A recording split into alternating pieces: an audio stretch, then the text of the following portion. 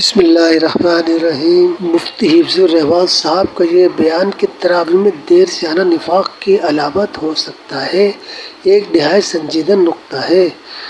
انہوں نے کسی ذاتی رائے کا اظہار نہیں کیا بلکہ معتبر حوالہ پیش کیا جو اس مسئلے کی اہمیت کو مزید بڑھا دیتا ہے۔ اصل میں تراویح میں تاخیر کرنا اللہ کی دعوت کو نظر انداز کرنے کے مترادف ہو سکتا ہے جو ہمارے ایمان کی کمزوری کی نشاندہی کرتا ہے۔ اس بیان کا بنیادی پیغام یہی ہے کہ عبادت کو معمولی نہ سمجھے بلکہ انہیں سنجیدگی سے لے اور وقت پر ادائیگی کی کوشش کرے۔ ہمیں واقعی اس پیغام پر غور کرنا چاہیے اور منافق کے بارے میں آتا ہے کہ جہنم کی سب سے نچلی وادی میں ڈالا جائے گا اور اپنے عمل سے قرآن کو معمولی سمجھنا۔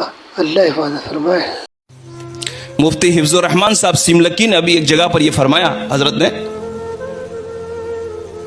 کہ وہ لوگ جو تراویح کی نماز میں بعد میں قول باندھتے ہیں، رکوع کے وقت آتے ہیں، باہر بیٹھے رہتے ہیں، حضرت نے بیان میں یہ کہا کہ یہ منافق کی نشانی ہے، اور حضرت نے فرمایا کہ خطرہ ہے کہ ایسے لوگوں کی موت منافق ہونے کے لیے آ جائے گی۔